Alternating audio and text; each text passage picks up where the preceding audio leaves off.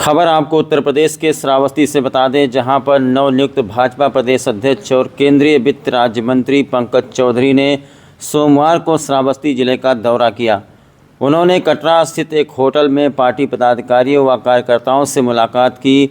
इस दौरान विधानसभा चुनाव 2027 के लिए रणनीति पर चर्चा हुई। उनके साथ भाजपा के क्षेत्रीय अध्यक्ष अवधेश द्विवेदी भी उपस्थित रहे। बैठक के बाद पत्रकार वार्ता में पंकज चौधरी ने भाजपा के 9 सालों के कार्यकाल की उपलब्धियां गिनाई। उन्होंने कहा कि 9 साल पहले उत्तर प्रदेश की पहचान बम और कट्टे के रूप में होती थी। योगी आदित्यनाथ के मुख्यमंत्री बनने के बाद प्रदेश भयमुक्त हुआ है।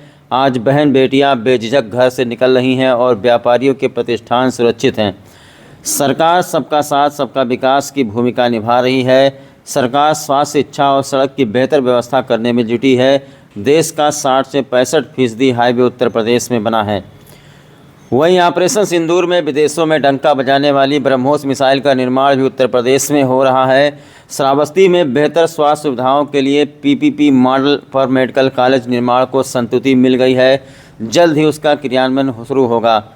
सरकार बाढ़ में सुरक्षा के लिए लगातार कार्य करवा रही है। उन्होंने सपा पर निशाना साधते हुए कहा कि अखिलेश यादव मुंगेरी लाल के हसीन सपने देख रहे हैं कि 2027 में वो मुख्यमंत्री बनेंगे। जनता उन्हें 2027 में सबक सिखा देगी। इस दौरान क्षेत्रीय अध्यक्ष अवधेश कुमार द्विवेदी, पूर्व सांसद दद्दन मिश्रा, विधायक राम फेरन पांडे, जिलाध्यक्ष मिश्री लाल वर्मा, एमएलसी प्रज्ञा त्रिपाठी, एमएलसी साकेत मिश्रा, पदम सेन चौधरी, जिला उपाध्यक्ष दिवाकर शुक्ला, अरुण पांडे आदि लोग मौजूद रहे। संगठन विस्तार और कार्यकर्ताओं की भूमिका। यूजीसी को लेकर ब्राह्मण समाज में फैले आक्रोश से संबंधित सवाल पर प्रदेश अध्यक्ष ने कहा कि भाजपा सर्व समाज की पार्टी है। ये किसी जाति विशेष की राजनीति नहीं करती है। लखनऊ में राष्ट्र प्रेरणा स्थल बना है, जहां डॉक्टर श्यामा प्रसाद मुखर्जी, पंडित दीनदयाल उपाध्याय, अटल बिहारी वाजपेयी आदि की प्रतिमाएं हैं। संगठन विस्तार पर उन्होंने कहा कि कार्यकर्ताओं की राय के बाद ही नियुक्तियां होंगी और जिम्मेदारी का बंटवारा होगा। उन्होंने कार्यकर्ताओं को बूथ स्तर तक नियमित प्रवास, सतत संवाद और संगठनात्मक गतिविधियों को गति देने का कार्य करने के लिए कहा। उन्होंने कहा कि विश्वास ही सबसे बड़ी मजबूती है। उन्होंने विश्वास जताया कि भाजपा कार्यकर्ता विपक्ष के षड्यंत्रों को विफल करेंगे और 2027 के विधानसभा चुनाव में 2017 से भी बड़ी विजय सुनिश्चित करेंगे। वहीं आपको बता दें कि रोजगार के मुद्दे पर उन्होंने कहा कि सभी को सरकारी नौकरी देना संभव नहीं है। हालांकि सरकार स्वरोजगार को बढ़ावा देने के लिए अनेक योजनाएं संचालित कर रही है, ताकि आर्थिक संसाधनों के अभाव में कोई व्यक्ति पीछे न रह जाए। उन्होंने दावा किया है कि केंद्र सरकार की नीतियों के कारण देश में 25 करोड़ से अधिक लोग गरीबी रेखा से ऊपर आए हैं। राम मंदिर चढ़ावा चोरी के मामले में उन्होंने बताया कि सरकार की तरफ से एसआईटी का गठन किया गया है, जो पूरी पारदर्शिता से इस वक्त जांच कर रही है। जो भी दोषी हैं वो सलाखों के पीछे जाएंगे, कोई भी बख्शा नहीं जाएगा।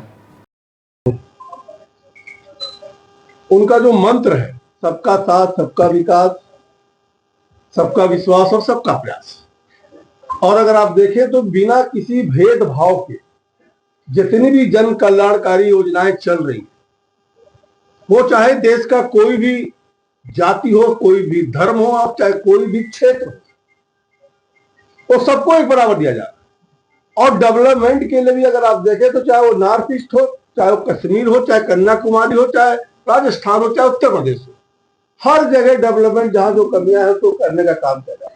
साथ ही साथ प्रधानमंत्री जी ने जो इतने सालों तक कुछ जिले, कुछ ब्लॉक, कहीं ना कहीं नेपाल कोई पानी नहीं छोड़ता है, ओपन नदियां हैं, बाढ़ वहां पर होता है तो निश्चित तौर से नाला है, बल्कि नदी नहीं है, नाला है। हमारा क्षेत्र भी नेपाल बॉर्डर वाला भी है, उसकी योजना हम लोग प्रयास कर रहे हैं कि नेपाल से बात बिना किए वो संभवतः नहीं हो पाएगा। उसके लिए सरकार लगी हुई है, उसको भी हम लोग पूर्ण करेंगे। जहां तक उत्तर प्रदेश सरकार की सवाल है, सड़कों की हालत हमारे देश में क्या है।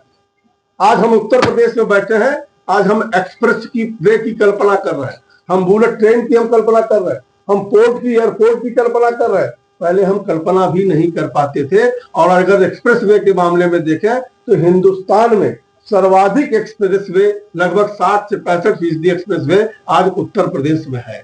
उत्तर प्रदेश की जो पहचान थी, कट्टा और बम की पहचान थी, आज उसी उत्तर प्रदेश में योगी जी के आने के बाद एक परिवर्तन हुआ है, जो शाम की माता बहनें हमारी घर से निकलने में बाधित होती थी, आज वो रात में भी कहीं आ जा सकती है।